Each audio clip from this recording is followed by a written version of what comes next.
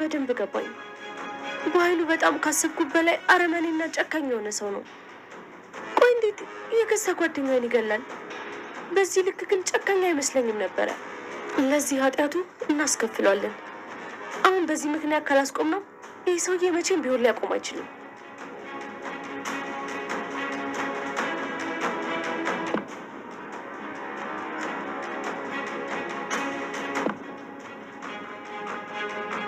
ለአንተም ለዳግምም አባት ፍትህ አስብ። ቃልዬ ታሪክ ነው የሰራችው። እውነት ለመናገር ቃልዬ እንደዚህ ተለውጣ በማየት በጣም ነው ደስ ያለኝ። ደግሞ ደግነት ስትሰራ ወይም መልካም ነገር ስትሰራ ደግሞ እንዴት እንደሚያምርባት ማለት ነው። በጣም ነው ደስ የሚልባት። ምክንያቱም ደግሞ ለሆነ ነገር ካለች ደግሞ ታደርገዋለች። ቁራት ነች። የምትፈልገውን ነገር ከማድረግ ወደ ኋላ ስለማትል ክፉ ሆና ራሱ ወዳት ነበር። አሁን ደግሞ ጥሩ ሰው ከሆነች በኋላ ይበልጥ ወደድኳት ማለት ነው። እዛ ደግሞ ሳሚና ዳግም ማለት ነው።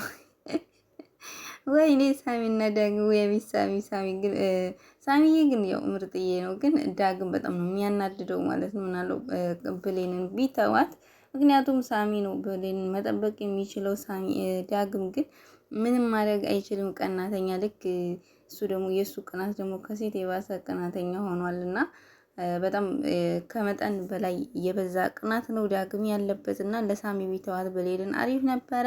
ወደ አቶ በኃይሉና ቃል ስንሄድ ቃልን በመንገድ እየሄደች እንደያለች አቶ በኃይሉ መንገድ ላይ አግኝቷት ነበረ። ቃልን በጣም ነበር የደነገጠችው። ምክንያቱም አቶ በኃይሉ ዞር ብሎ ወደኋላ ሲያስበው ወይዘሪት ፀሐይን ወይም የገነቱን ጓደኛ ያስመለጠቻት ቃል ነበረች እና ያንን ለመበቀል ቃልን ሲፈልጋት ነበር። አሁን ደግሞ አጋጣሚውን አግኝቶ መንገድ ላይ አግኝቷታል። ቃልን በጣም ነበር የደነገጠችው። ምን ሆነሻል ቃልዬ? ለምረ የደነገጥሽው? አንቺ እኮ ልጄ ማለት ነሽ በሚላት ሰዓት ቃልም ኧረ እኔ አልደነገጥኩኝም፣ አልፈራሁኝም፣ ፈርተሻል አቅሻለሁ እኮ ብሎ እንግዲህ በጣም ነበረ የጮኸባት። ምክንያቱም ቆይ አቶ በኃይሉ ግን ምን እየሆነ ነው እያለች እሷም እያሰበች ነበር ግራ ተጋብታ። እኔና አንቺ መስማማት አለብን።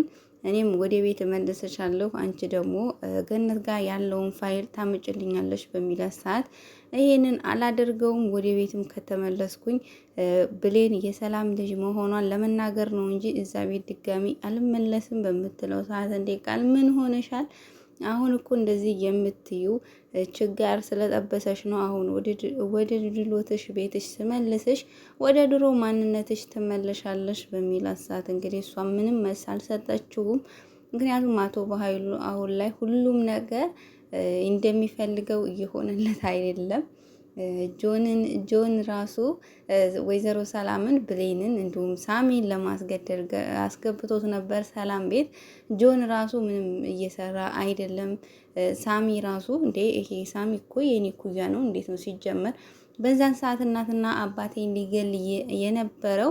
ሲቀጥል ደግሞ ወይዘሮ ሰላም እኮ እንኳን ሰው ልትገል ሰው የምትጎዳ ሰው ራሱ አይደለችም። ቆይ ጋሼ ምን እያለኝ ነው? የሆነ ነገርማ የተሳሳተ ነገር መኖር አለበት እያለ ጆንም እንግዲህ በትንሹ እያሰበ ነው። ግን ደግሞ ሙሉ ለሙሉ አላወቅም። ትንሽ ደግሞ መለስ ሲልና ደግሞ የእናትና የአባቴ ገዳዮች ደግሞ መበቀል አለብኝ ይላል። እንግዲህ ያው የጆን እንግዲህ እውነቱን ነው። ምክንያቱም እናትና አባቱ በአሰቃቂ ሁኔታ ስለተገደሉ ያው የእናትና የአባቱን መመለስ ስላለበት አንዳንዴ ደግሞ ሸነጥ ያደርገዋል ማለት ነው። ጆን ምን ለመናገር እኔ በጣም በሀሳብ ተውጦ በነበረበት ሰዓት ወይዘሮ ሰላም መታ ምን ሆነ ነው በምትለው ሰዓት እንግዲህ ፍቅር ያዘህ እንዴ በምትለው ሰዓት በጣም ነው ደስ ያለኝ። እውነት ለመናገር ጆን እና ቃል አንድ አይነት ናቸው። ሁለቱም የሆነ አንድ አይነት ባህሪን ያላቸው። ጆን ራሱ የሆነ ረጋ ያለ ነገር የለውም። የሆነ ጥድፍ ያለ ነገር ነው። ቃልም እንደዛው። ሁለቱም አንድ ላይ ሲሆኑ ደግሞ አቶ በኃይሉን ጉድጓድ ቆፍረው ነው ልክ እንደት የሚቀብሩትና ሁለቱም ቢፋቀሩና ጆንም ቃል ያለችበትን አውቆ አግኝቷት ቢፋቀሩ ወይ ቃልም እንግዲህ ቀስ በቀስ ያቶ በኃይሉን ሴራ ተነግረዋለች። ጆንም እንግዲህ ዞሮ አቶ በኃይሉን ቢያጠቃው አሪፍ ነበረ። አቶ በኃይሉ ራሱ ብሏል ይሄ ልጅ ከመስመር እየወጣ ነው፣ ብቻ ያሰብኩትን ነገር ያሳካልኝ እንጂ ከመንገዴ አስወግደዋለሁ ብሏል። እና አቶ በኃይሉ ለማንም የሚመለስ ሰው አይደለም። ለገዛ ለእህት እንኳ ያልተመለስክ ለእኔ አትመለስም አውቃለሁ ብለዋለች ቃል ራሱና አቶ በኃይሉ የሱ ማለት የሱ ክፋት ደግሞ ከመጠን በላይ ሆነ። በጣም ብዙ ሰው እያሰቃየ ነው። የገዛ ጓደኛውን ይግደለው። የጓደኛው እናት ደግሞ ሚስት ምን አደረገች? እሷን መግደሉ ማለት ነው። ልጁን ያለ አባት ያለ እናት አሳድጎ ራሱ ደግሞ በቀለኛ እንዲሆን አድርጎ በራሱ እጅ አሳድጎ ደግሞ ራሱ የእናትና የአባት ገዳይ ሆኖ ሳለ ሌላን ሰው ንጹሑን እንግዲህ ለማስገደል ደፋ ቀና እያለ ነበር አቶ በኃይሉ። ግን ደግሞ አይሳካለትም።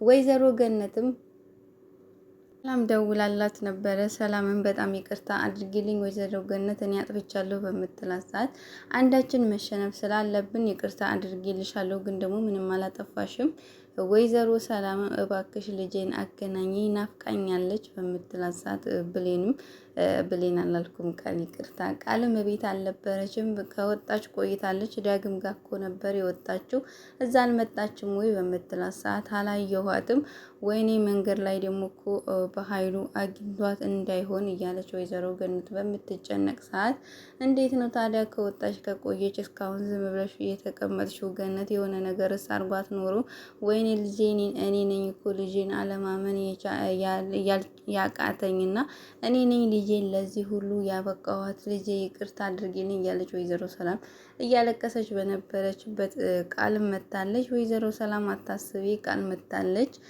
በምትላት ሰዓት ወይዘሮ ሰላምም ቃልን ለማናገር ፈልጋ ነበር። ቃል ግን አላናግራትም ብላለች። ወይዘሮ ሰላምም ብትሆን ፀሐይም ተቆጥተው እንድታናግራት አድርገው ነበረ። ግን ደግሞ ልጇን የማታምን እናት ልትሆን አትችልም። ስለዚህ እኔም እናት የለኝም ብላ እንግዲህ ስልኩን ዘግታባታለች። ምክንያቱም ለምንድን ነው ቃል እንደዚህ እያደረግሽው በምትላት ሰዓት መናገር ያለብኝ ነው ተናግሬ እየዘጋሁት ብላ እንግዲህ ወይዘሮ ገነትም መለወጧን ስላየች በጣም ነው ደስ ያላት። ወይዘሮ ፀሐይም ማለት ነው። ወይዘሮ ፀሐይም እንግዲህ በጣም ተደስታለች። ምን ሆነሽ ነው ልጄ ታሽ ቆይተሻል እኮ በምትላት ሰዓት አዎ መንገድ ላይ በኃይሉን አግኝቼው ነበረ በምትላት ሰዓት ወይዘሮ ገነትን በጣም ነበር የደነገጠችው። እና ምን አደረገሽ ምን አለሽ በምትላት ሰዓት እኛ ጋር በጣም ትልቅ ነገር ስላለ ፈርቷል፣ ምንም ሊያደርገን አይችልም እሱ እኛ ጋር ስላለ እስካለ ድረስ ያንን ነገር ደግሞ እንዲሰጠውና እንዲከዳችሁ እናንተን ጠየቀኝ፣ እኔ ግን እምቢ ያልኩት በምትላት ሰዓት ወይዘሮ ገነትን በጣም ተደስታ እሰይ ልጄ አሁን እንኳን እኛ ምንም ሊያደርገን አይችልም ብላ እንግዲህ ፋይሉን አመታ አሳይታችኋለች። ምክንያቱም የዳግም አባት ጓደኛውን የጆንን አባትና እናት መግደሉን ብዙ መረጃ አሰባስቦ አቶ በኃይሉ